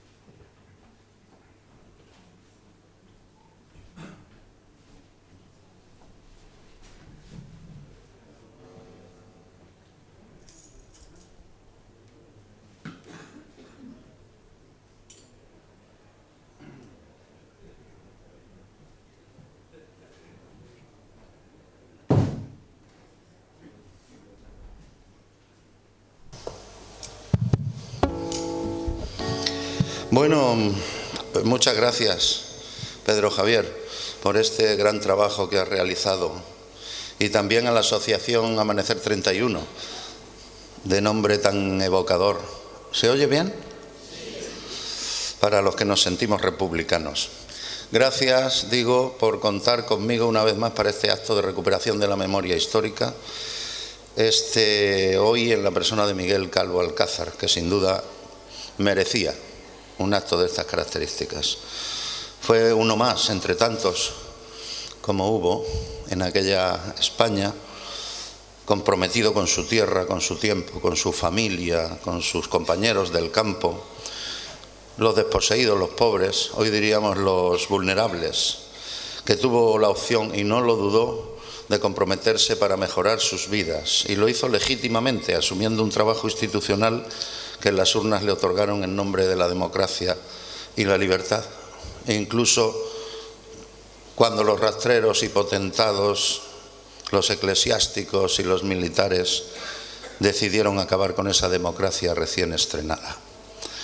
Como tantos miles y miles, entre ellos mi propio padre, también hicieron en aquella España decepcionada, mísera y depauperada, que luchaba legalmente por salir del hambre, de la miseria, de la incultura, del caciquismo secular en que se basaba su historia. Yo voy a empezar hoy mi participación interpretando un tema que Pedro Javier López me sugirió para esta ocasión, y que tras mis oportunas investigaciones resultó ser una melodía de Federico García Lorca, la letra y la música, cantada por la argentinita, de la que hay constancia, grabada en 1931. Él me dijo que veía conveniente cantar la canción en la plaza de mi pueblo, dadas las características del personaje que estamos hoy recuperando aquí. Unos obreros anarquistas en plena guerra civil cambiaron la letra original, aquella que Federico García Lorca había recogido, que hablaba de trifulcas de toreros en el café de Chinitas de Málaga, y aprovecharon la conocida melodía para incluirle un texto reivindicativo que hablaba ya de las contradicciones entre campesinos y latifundistas dueños de la tierra, en plena discusión sobre la necesaria reforma agraria que el país tanto necesitaba. ¿Me vais a permitir alguna licencia? A ver. Y si queréis cantarla, cantarla conmigo. En la plaza de mi pueblo, dijo el jornalero al amo. En la plaza de mi pueblo, dijo el jornalero al amo. Nuestros hijos nacerán con el puño levantado. Nuestros hijos nacerán con el puño levantado.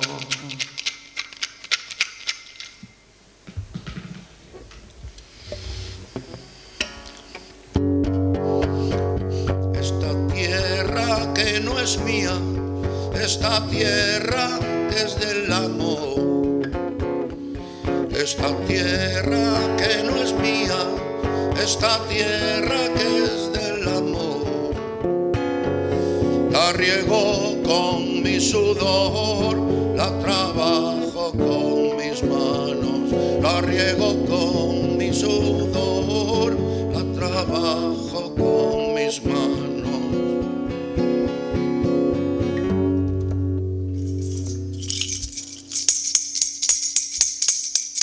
Pero dime, compañero, si estas tierras son del amor. Pero dime, compañero, si estas tierras son del amor. Porque nunca lo hemos visto trabajando en el arado. Porque nunca lo hemos visto trabajando en el arado.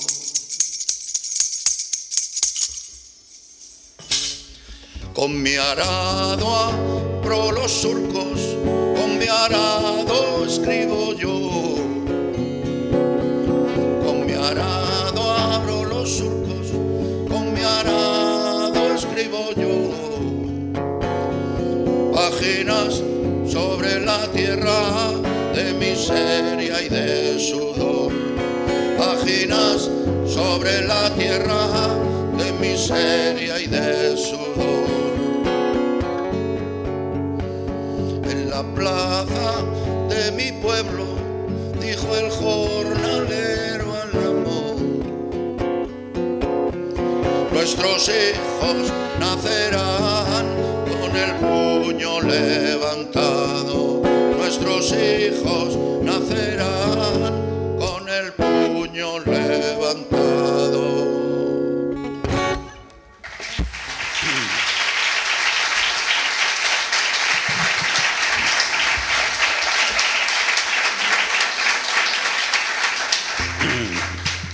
Calvo Alcázar fue obligado a pagar este compromiso político al acabar la guerra civil, igual que mi propio padre, repetiré, también aparcero y segador, que sufrió prisión de más de 10 años también, por aquel terrible delito de creer y defender que el progreso y la justicia eran posibles aún entonces al amparo de una república que con sus baches ya había comenzado el cambio que España necesitaba hacia la normalización democrática, vamos, hacia la modernidad, digamos.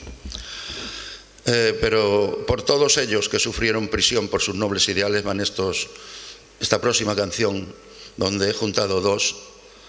La música es mía, pero los poemas son de uno de los presos más longevos del franquismo, Marcos Ana. En fin, en estos dos poemas, en el primero, a veces llegó a desear que su corazón se detuviera antes de seguir con aquella agonía carcelaria, y en el segundo dejaba su bello testamento en los muros grises de la prisión por si llegáramos tarde para su liberación. Rómpete, corazón, y pequeña carta al mundo.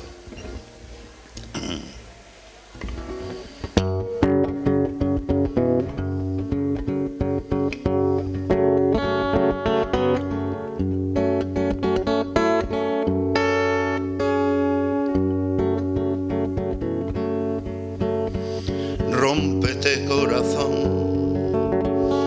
rómpete, corazón, porque alientas aún sobre la nada, ascua herida. Nido que solamente ya su herida de filos y ausencias alimentas. Rómpete, corazón, rómpete, corazón, rómpete, rómpete, corazón, rómpete, corazón, ya que calientas, cada latido tuyo es la caída de un azadón cavándote la vida con todo lo que fuiste y ya no aventas. corazón, rómpete corazón, rómpete. Donde tu voz de lumbre y fuerte río, tu jugosa ternura acariciante, tu sabor a tahona y pan caliente. ¿Dónde? Torrente seco, hogar pálido y frío, un albergue hasta ayer al caminante. Rómpete corazón, es tu poniente, tu poniente. Rómpete corazón, rómpete corazón, rómpete.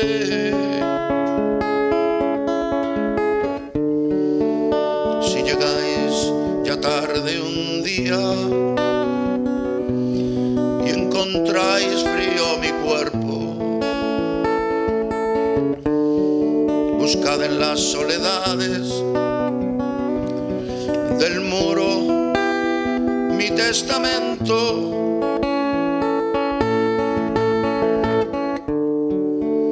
Al mundo le dejo todo lo que tengo y lo que siento,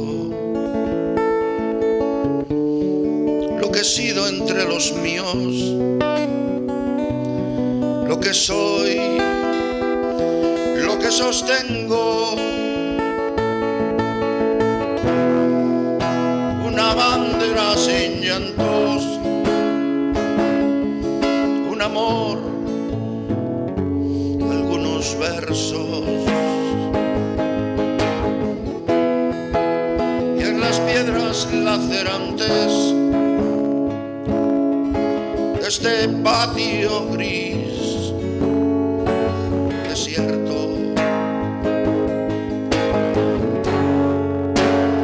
Mi grito como una estatua, terrible y rota en el centro, terrible y rota en el centro.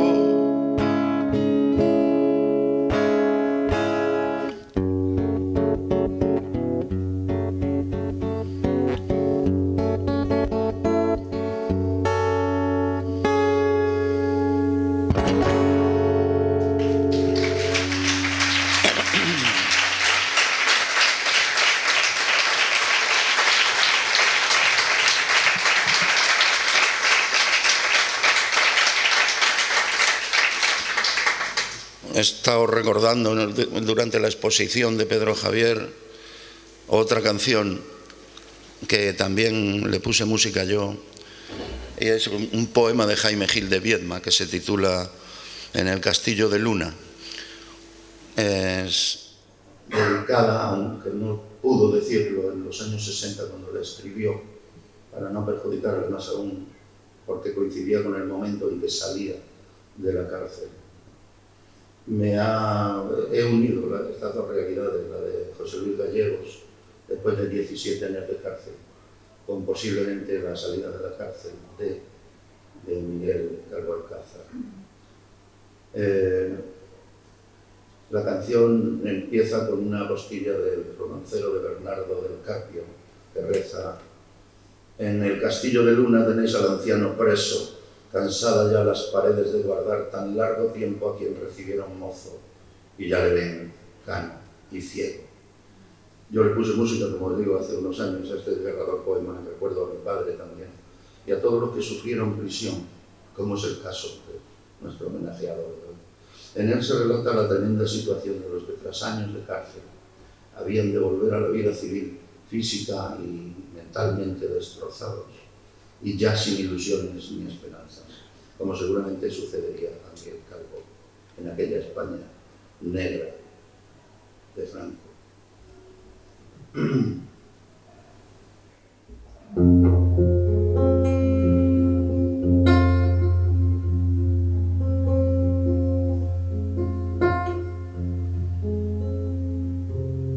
Me digo que yo tenía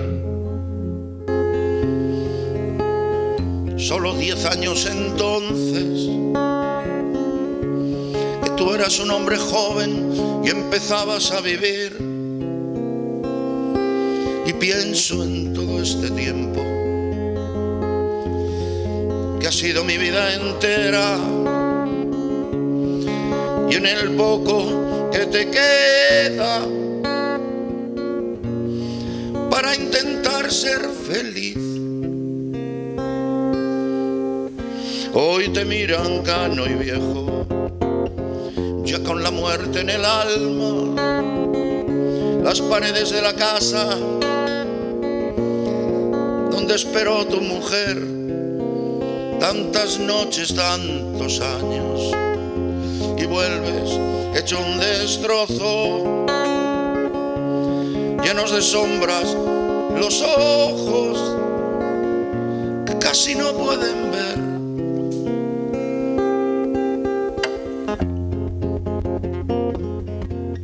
Esta es la misma hermosura que entonces abandonabas. Bajo las frescas acacias desfila la juventud. A cuerpo, chicos y chicas con los libros bajo el brazo. Qué patético fracaso. La belleza y la salud. En abril del 39, cuando entraste primavera, embellecía la escena de nuestra guerra civil.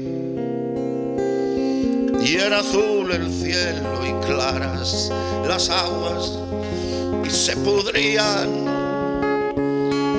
en las zanjas removidas los muertos de mil en mil. Y tus años en la cárcel, como un tajo dividiendo aquellos y estos momentos de buen sol primaveral, son un boquete en tu alma que no puedes tapar nunca, una mina de amargura y espantosa irrealidad. 7.300 días, uno por uno vividos, con sus noches confundidos en una sola visión, donde se juntan el hambre y el mal olor de las mantas y el frío en las madrugadas y el frío en el corazón. Ahora vuelve a la vida y a ser libre, si es que puedes, aunque es tarde y no te queden esperanzas por cumplir. Siempre se obstina en ser dulce, en merecer ser vivida de alguna manera mínima. La vida en este país, serás uno más perdido, viviendo de algún trabajo deprimente y mal pagado, soñando en algo mejor que no llega. Quizá entonces comprendas que no estás solo, que nuestra vida de todos se parece a una prisión, se parece a una prisión.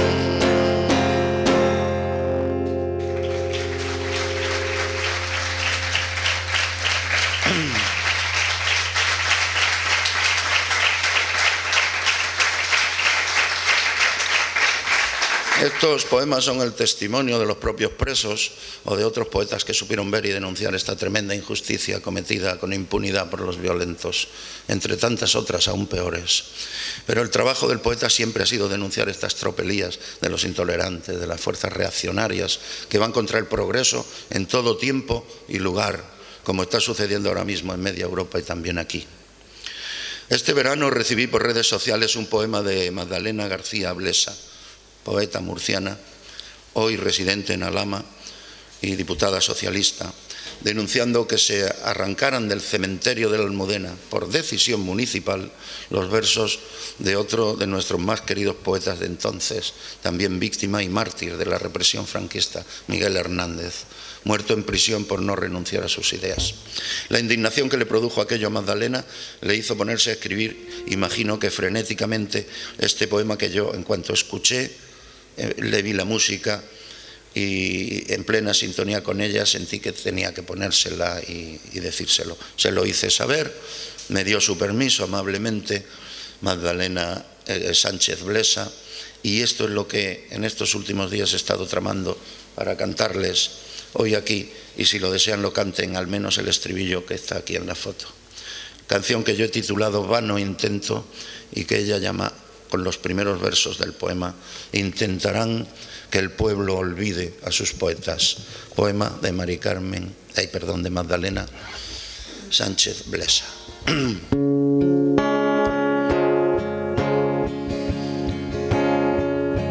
Intentarán que el pueblo olvide a sus poetas. Querrán borrar sus nombres de moros y avenidas. Los violentos quieren que el pueblo desaprenda. Los que no tienen nada que ver con la poesía. Los que invitan al odio, los que entrenan su rabia. Los que encienden la mecha, los que siembran la ira. Querrán que los poetas se callen para siempre, que se muera 2 veces su corazón delira. Los poetas no mueren para vuestra desgracia. Escarbarán sus voces de paz en vuestro oído, y aunque borréis su nombre de la faz de la tierra, la garganta de un pueblo puede más que el olvido. La garganta de un pueblo puede más que el olvido.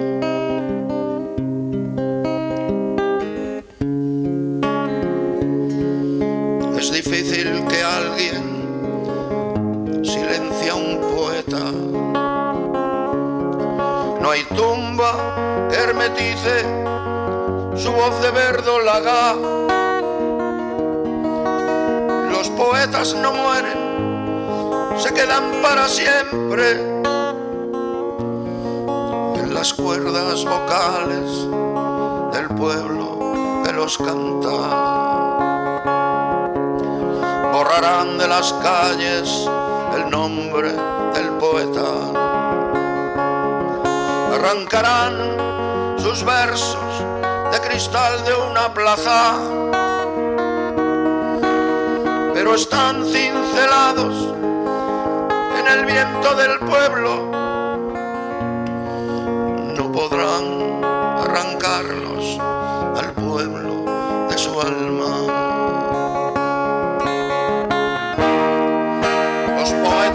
No mueren para vuestra desgracia. Escarbarán sus voces de paz en vuestro oído, y aunque borréis su nombre de la faz de la tierra, la garganta de un pueblo puede más que el olvido. La garganta de un pueblo puede más que el olvido.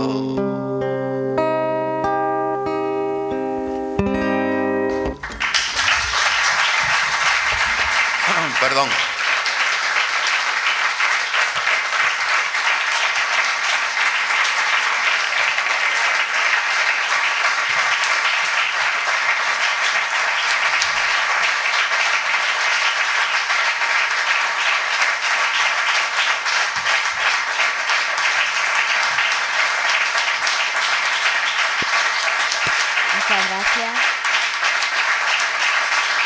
Muchas gracias, Vicente. Muchísimas gracias. Es bastante difícil hablar después de escuchar esa música tan bonita. Bueno, pues llegamos al final del acto. No se oye. ¿Ahora sí? Vale, muchas gracias. Bueno, pues llegamos al final del acto y a la parte más importante, y es pues donde vamos a requerir aquí en el escenario al nieto de Miguel Calvo Alcázar, que se llama Juan López Calvo. Puede subir aquí al escenario. Y también a su tataranieto Joan López Quiñonero. Y si alguien más de la familia quiere subir, pues también puede hacerlo. Puede subir. Ah, pues bueno. También José Pelegrín Navarro, que es miembro de la asociación Amanecer 31 y colaborador. El homenaje que hemos rendido hoy representa un deber moral para todo demócrata. En reconocimiento a su lucha en defensa de la democracia y la igualdad en las zonas rurales del campo de Águilas, queremos hacer entrega de esta placa. Vamos a ponernos delante, sí. Que sea un pequeño recuerdo del día de hoy.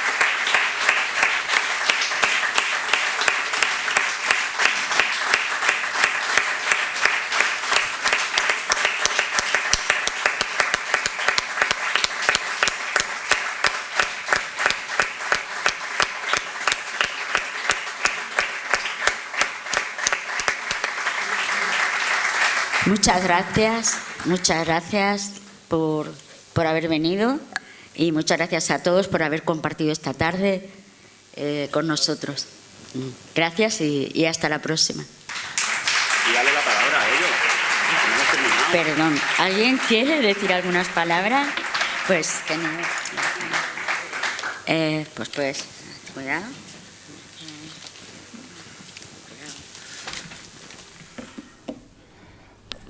Hola, me gustaría comenzar agradeciendo la fantástica labor que hacen entidades memorialistas como Amanecer 31 o Alumbra de Mazarrón por la recuperación de historias invisibilizadas y silenciadas, pero ya no solo por las instituciones, sino por la propia familia, porque no es extraño que los de aquí presentes no tengamos un abuelo, un padre, una madre que vivieron en esa época y cuando salía el tema no se decía nada. En el caso de Miguel Calvo Alcázar no es una excepción.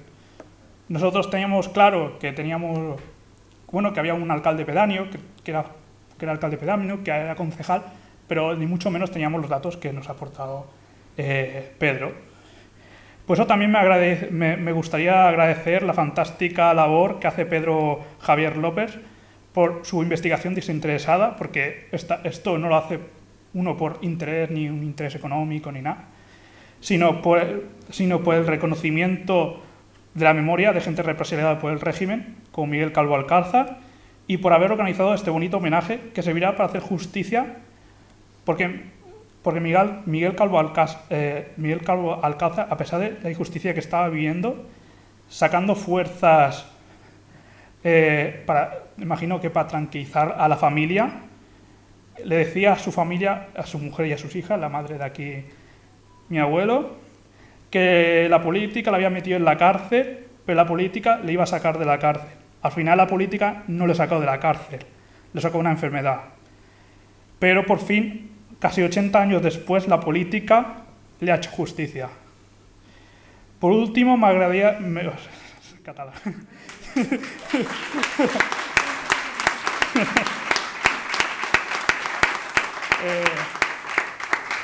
Me gustaría destacar, bueno, lo que muchas veces mi abuelo me explica de Miguel Calvo Alcázar, ¿no? Que sus últimos recuerdos era ahí en la Casa Grande haciendo pleita, en el campo, como no podía ser de otra forma.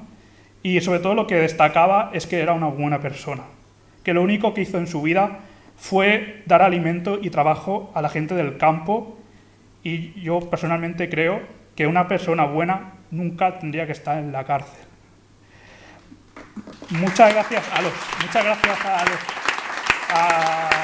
También muchas gracias a la presentadora, María Fernández, también a Vicente Palau por habernos hecho este concierto, y muchas gracias por la asistencia. Muchas gracias.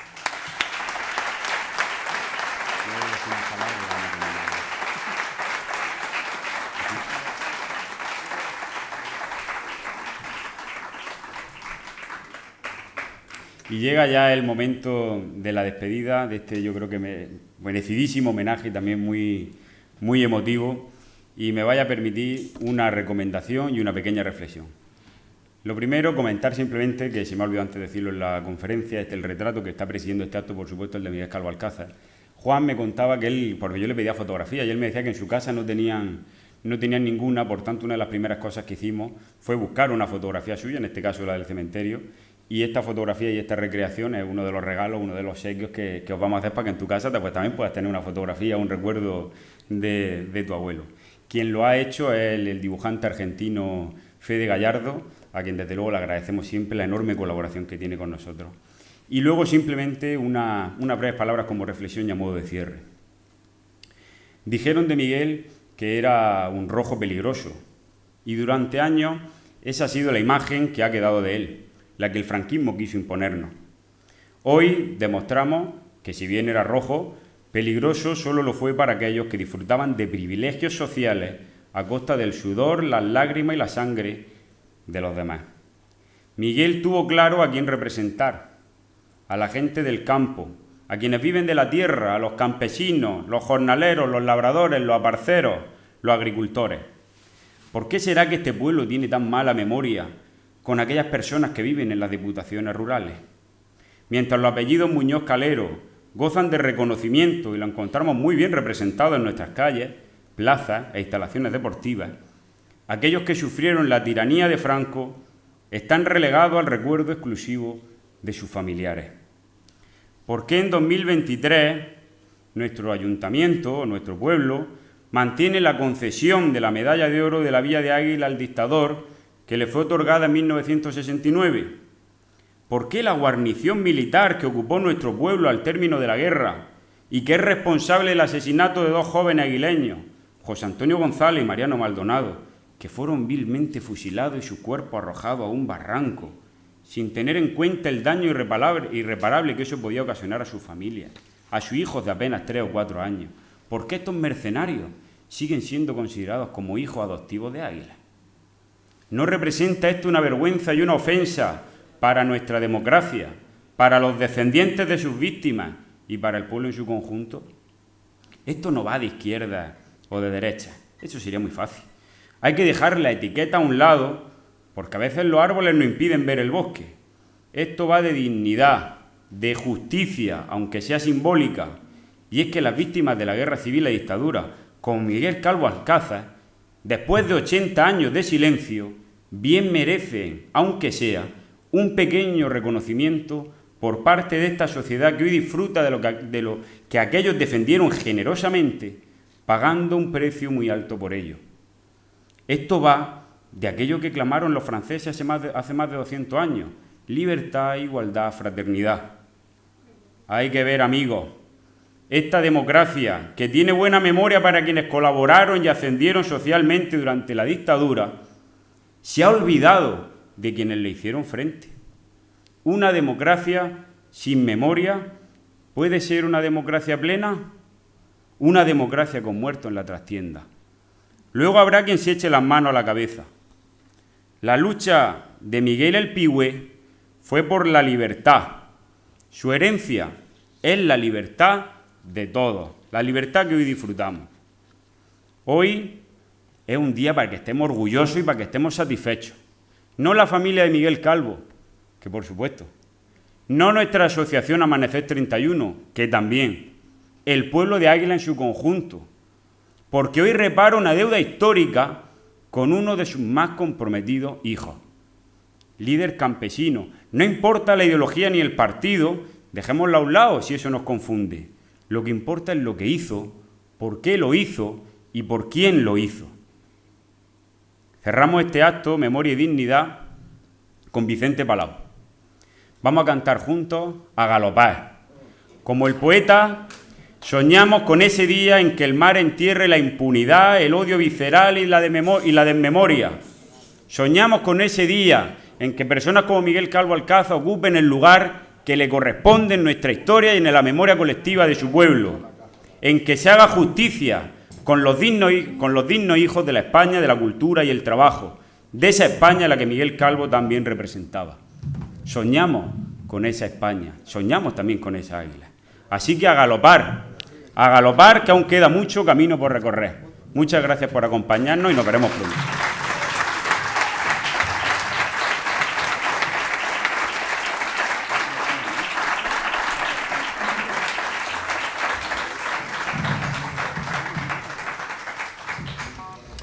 Bueno, yo no estoy por mucho, lo habréis notado, para cantar. El aire acondicionado ha hecho estragos en mi garganta.